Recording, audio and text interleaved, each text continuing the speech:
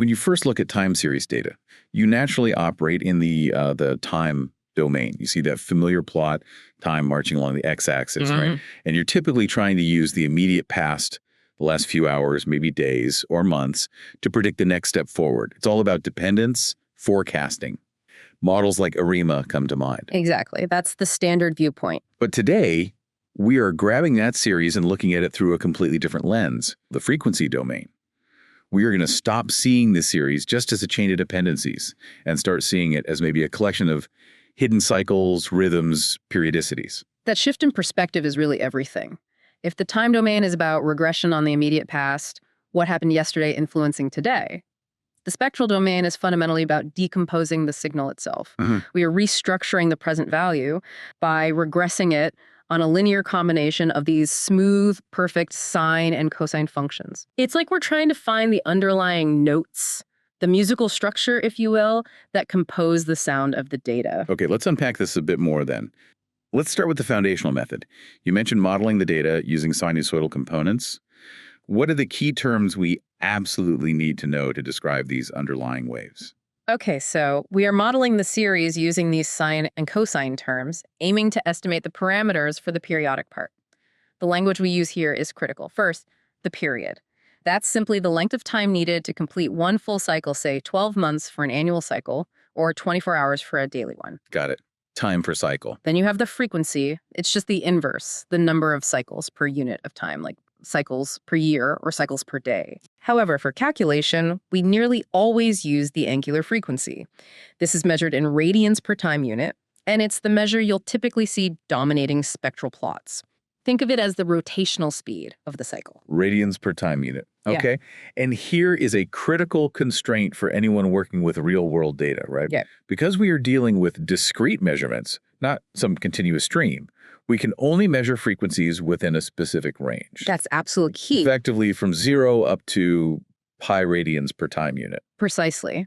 That upper limit, pi, is directly tied to how often you sample your data. And that limitation is crucial because it leads directly to aliasing. Aliasing. Explain that. Well, aliasing means that if you have a true underlying frequency in your data that is faster, higher than your sampling rate can actually capture, the sampling process itself folds that frequency back down into the measurable range between 0 and pi. So a really fast cycle could look like a slow one in the data. Yeah, exactly. A very high-speed signal ends up looking indistinguishable from a much slower, low-frequency signal once it's been recorded.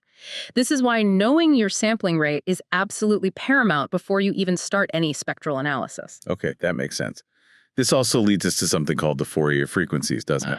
I understand this is a specific set of frequencies determined by the length of our sample size, which we use for computational reasons. Yes, precisely. What's fascinating here is that if we specifically restrict our analysis to this particular set of frequencies, the mathematical formulas required to estimate the sine and cosine coefficients in our model, they simplify dramatically. It becomes much, much easier to calculate. Oh, okay. This is the core insight behind the discrete Fourier transform, or DFT.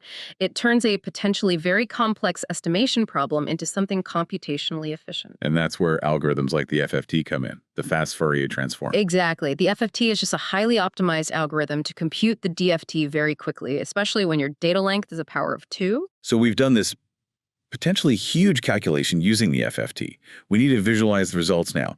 The tool that shows us the distribution of all this power across those various frequencies is called the periodogram. So the periodogram, yes. Right. Conceptually, the periodogram is an estimate of the spectral density. You can think of it as the power of the time series is distributed across all those different component frequencies we just calculated. If a certain cycle is strong, really prominent in the data, it will show up as a high peak on the periodogram at that specific frequency. Okay, so we have this theoretically powerful tool, the periodogram, based on the FFT, but is the output actually clean? Or does it need interpretation? This is where I heard it gets really interesting. Why isn't the periodogram reliable right out of the box? Right. It's powerful, but it's definitely flawed in its raw form. It has two major undesirable features: inconsistency and irregularity. What's inconsistency mean here? Okay, inconsistency. If you focus on a single frequency peak in the raw periodogram, that estimate is inconsistent. In practical terms, this means that even if you observe more and more data, if your sample size t keeps growing and growing, The variance of that specific peak estimate does not shrink towards zero. Wait, really? More data doesn't make that specific peak estimate better? Not in terms of its variance, no. The estimate never really stabilizes. You can't trust the exact height of a single peak from a raw periodogram no matter how much data you have.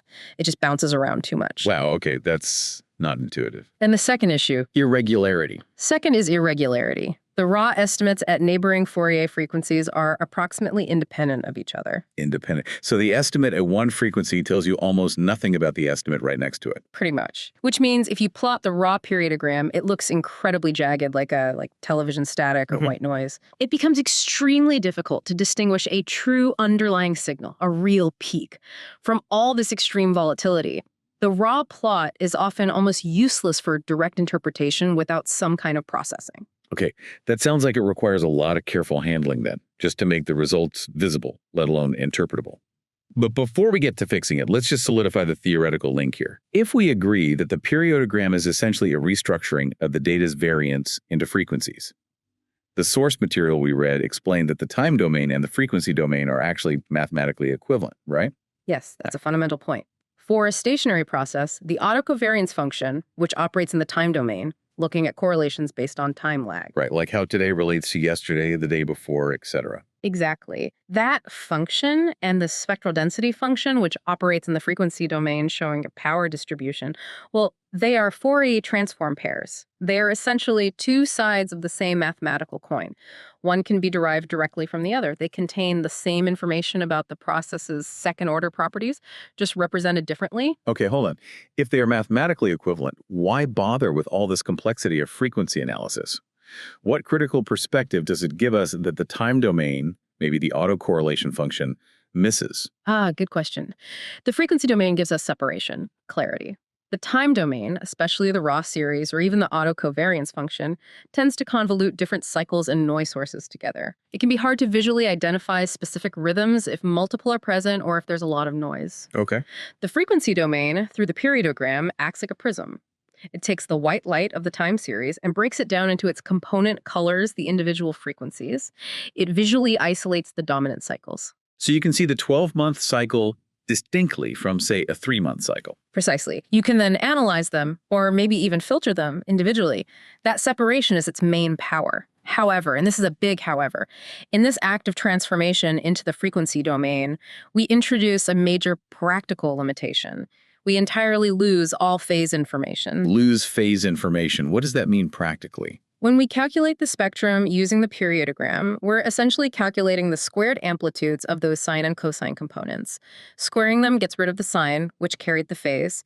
So we treat the data as if it were perfectly periodic, as if the pattern we see repeats infinitely, starting right at time zero. The actual timing within the cycle gets lost. So what's the consequence of losing that phase? The consequence is that while the spectrum can confidently tell you that, say, a 12-month cycle exists and how strong it is, it cannot tell you when that cycle peaks. Does the peak happen in January or July or somewhere else? The periodogram doesn't know. The time origin no longer matters for the power calculation. Oh, okay. So it's great for identifying if a cycle exists and its strength, but not for predicting the exact timing of its peaks and troughs in the future based on the phase. Exactly. That limits its usefulness for certain types of short-term point forecasting compared to time domain models, but it's invaluable for understanding the underlying cyclical structure. Okay, that makes sense. So recapping the problems. The raw periodogram is jagged, it's inconsistent, and it lacks phase info. Since that raw jaggedness makes it so hard to interpret, we need techniques to fix that. You mentioned smoothing earlier. Yes, smoothing is the essential next step to make the periodogram useful. It directly addresses the irregularity and indirectly helps manage the inconsistency problem by averaging. How does it work? Smoothing involves taking weighted averages of the periodogram values over neighboring frequencies. You're essentially blurring the plot slightly. Okay, like a moving average, but in the frequency domain. Exactly like that. It's the classic statistical trade-off. We intentionally introduce a small amount of bias because averaging across frequencies slightly smears sharp peaks. But we do it in order to radically reduce the variance. This stabilizes those volatile peaks and makes the underlying shape, the true spectral density, much clearer. And figuring out how much to smooth is key, I guess. Absolutely. Theoretical studies are dedicated to finding the optimal balance, the right amount of smoothing or bandwidth to minimize the overall error, balancing that bias you introduce against the variance you reduce. The process usually involves using a kernel function. Think of this as a specific shape, like a little hill or a boxcar, that defines how you weight the neighboring frequencies when you average them. It's typically non-negative, symmetric, and integrates to 1. And you mentioned bandwidth that controls how wide the averaging window is. Exactly. A wider bandwidth means more smoothing, less variance, but potentially more bias because you're averaging over a wider range of frequencies. A narrower bandwidth gives sharp details, but less variance reduction. Are there standard kernel shapes people use? Yes, several. The texts mention things like the Daniel kernel, which is basically a simple moving average, or a modified version that gives less weight to the endpoints. Others have certain theoretical optimality properties. You can also combine kernels through convolution, essentially applying a simple smoothing kernel multiple times to achieve a smoother result or a different effective weighting shape. Okay, so smoothing helps with the jaggedness. But there's another issue we need to touch on. Leakage. That sounds bad. It can be misleading, yes. Leakage is a common practical issue that can create false signals or distort real ones in the analysis. What causes it? Leakage is fundamentally caused by an artificial assumption we make when we compute the periodogram from a finite chunk of data. We only observe the series for a specific time, say from time 1 to t. The math of the DFT implicitly assumes that this exact piece of data repeats perfectly, infinitely, both before time 1 and after time t. But real data doesn't just stop and start cleanly like that. Exactly. Real-world data rarely has a pattern that perfectly matches the observation window length.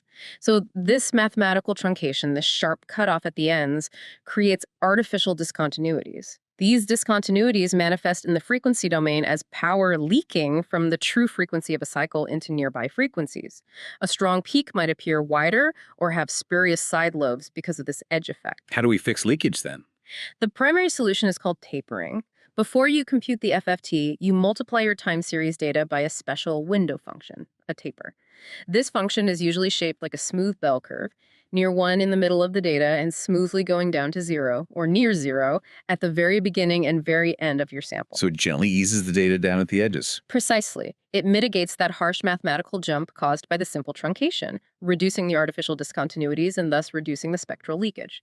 There are many different taper shapes, like Hanning or Hamming windows, each with slightly different properties. Okay, tapering deals with leakage. Now, this whole analysis seems to assume we have pristine, equally spaced data points.